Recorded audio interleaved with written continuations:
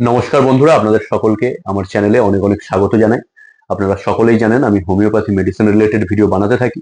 তাই যারা যারা এখনো আমার চ্যানেলটিকে সাবস্ক্রাইব করেননি, অতি অবশ্যই চ্যানেলটিকে সাবস্ক্রাইব করে পাশে থাকা বেল আইকনটি প্রেস করে দেবেন, যাতে যে কোনো ভিডিও ছাড়ার সাথে সাথে আপনাদের কাছে নোটিফিকেশন পৌঁছে যায়। তো চলুন বন্ধুরা, আজকের ভিডিওটি শুরু করা যাক।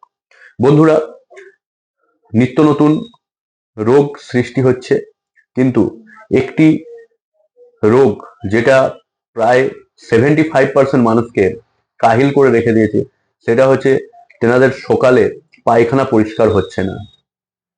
দেখুন, আপনার যে সারা দিনের শিডিউল থাকে, যদি সকালে আপনার পায়খানাটা পরিষ্কার না হয়, যদি আপনি লক্ষ্য করে দেখবেন আপনার গোটা দিনটা খারাপ যাবে, শুধুমাত্র ওই একটা কারণের জন্য। আপনার সকালের কমপ্লিট হয়ে যাক, সকালে আপনি একদম মাইন্ড ফ্রেশ হয়ে যাবে এবং সারা দিনটা আপনার প্রত্যেকটা কাজও সুন্দর হবে, সবকিছু হবে। সবাই আমাদেরকে বলছেন যে এই হচ্ছে সেই হচ্ছে, কিন্তু আপনারা যে লাইফস্টাইলটা মেনটেন করছেন, সেই লাইফস্টাইলটা কিন্তু ঠিক না।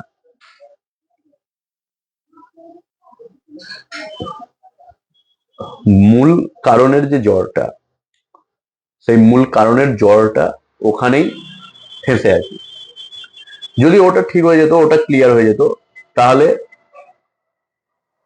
আপনারা দেখতে পেতেন স্বভাবত আগে কিন্তু এইরকম এইগুলো, এই কনস্টিপেশনটা একটা বয়স্ক কালে, যেমন দেখবেন যখন কোনো, ধরুন একটা সাইকেল যখন পুরানো হয়, বা একটা গাড়ি বা একটা বাইক, যে কোনো কিছু মেকানিক্যাল, একটা পাখা, একটা ফ্যান, প্রত্যেকটা জিনিস যখন পুরানো হয়, তখন সেগুলোতে কি হয়, একটু জড়তা আসে, বলে না যে পুরনো হয়, তেমনই এগুলো দেখা যেত বয়সকালে, বয়স্ক মানুষদের মধ্যে দেখা যেত।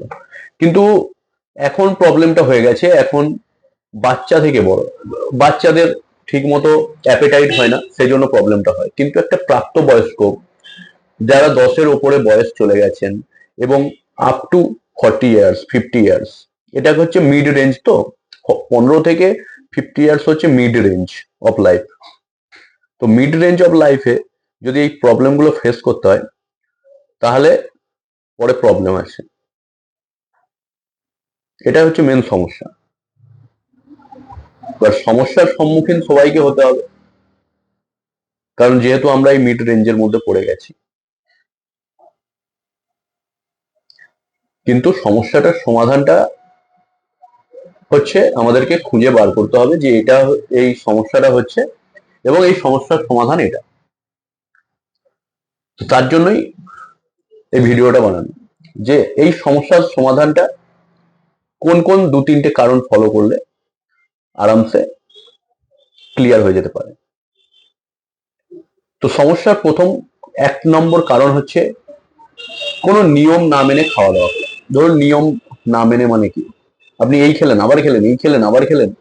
আবার এটাও একটা নিয়মের বাইরে জিনিস যে আপনি এখন খেয়ে নিলেন খুব বেশি, আর 10-12 ঘন্টা কিছু খাচ্ছেন না। এই দুটো কারণের ক্ষেত্রে একই সেম কাজ।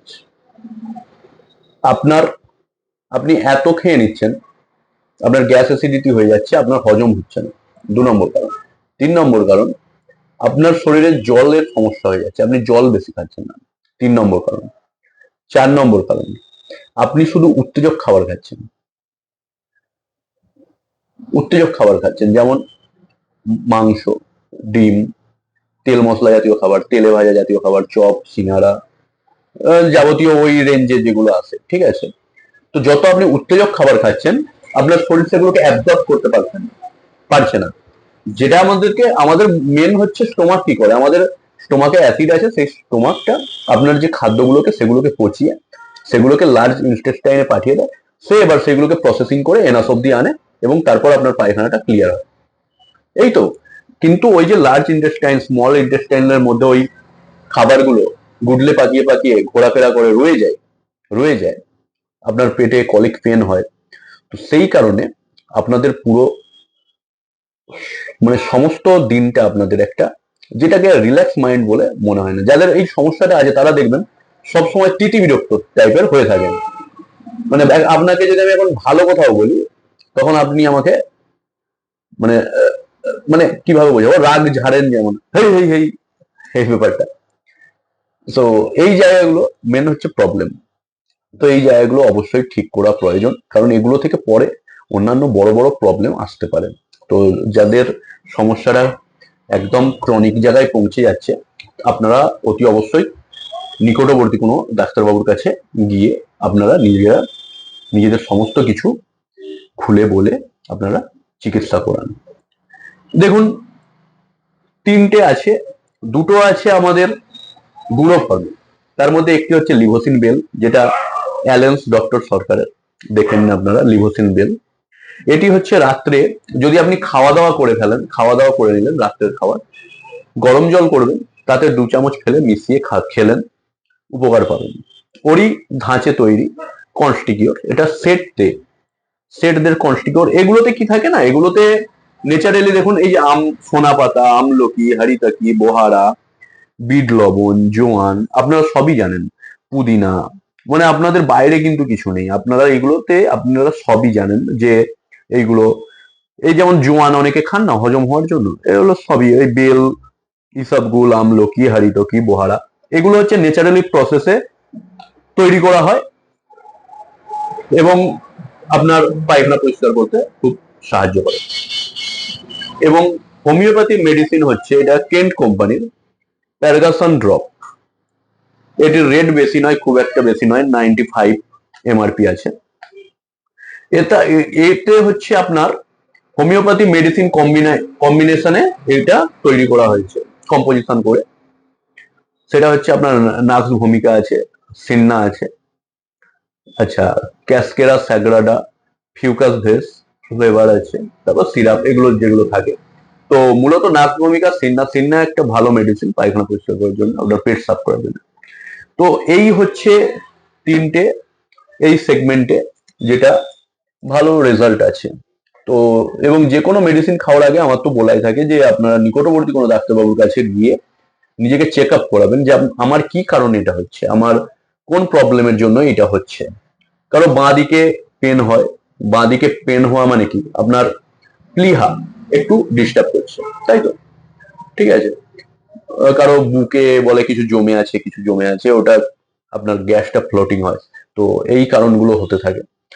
এবং দেখুন, একটা জিনিস আপনাদেরকে বলি, আপনারা যদি কম কম করে 2 ঘন্টা 3 ঘন্টা ছাড়া ছাড়া কিছু কিছু খাবার খান না, দেখবেন অনেকটা শান্তি পাবেন। এবং তার সাথে যদি পরিমাণ মতো জলটা 3 থেকে 4 লিটার যদি জল সারাদিনে খেয়ে নেন না, এখন দেখুন শীতকালে আমরা জল কম খাই, কিন্তু এবার গরমকাল আসছে, আমাদের দিকে শরীরে ওয়াটার দিতেই হবে, কারণ না হলে আমরা ডিহাইড্রেটেড হয়ে যাবো।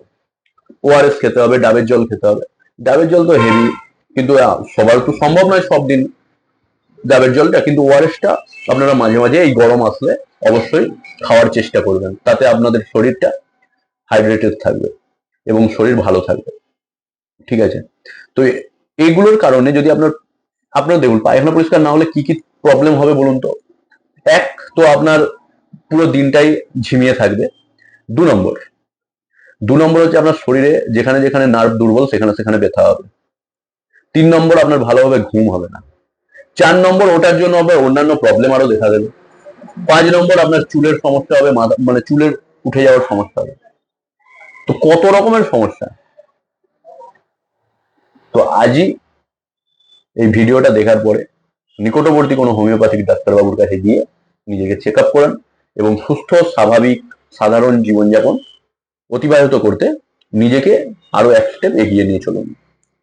ধন্যবাদ। এই ভিডিওতে এই পর্যন্ত। নেক্সট ভিডিওতে অন্য কোনো টপিক নিয়ে আবার দেখা হবে, আবার কথা হবে। নমস্কার।